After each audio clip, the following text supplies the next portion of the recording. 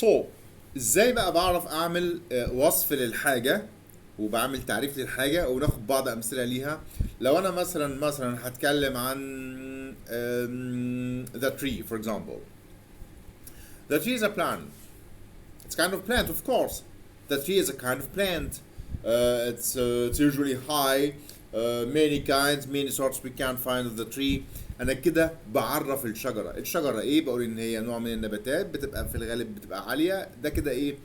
تعريف. بعرف الشجره اللي هي ايه، ان هي نبات وهي كده. ده كده definition، تعريف. لكن if I gonna describe the tree يبقى انا كده بوصف شجره قدامي بالفعل. هقول بقى ايه؟ it's a green color. هي لونها بيكون اخضر، بيكون بني، بيكون مثلا الورق اخضر.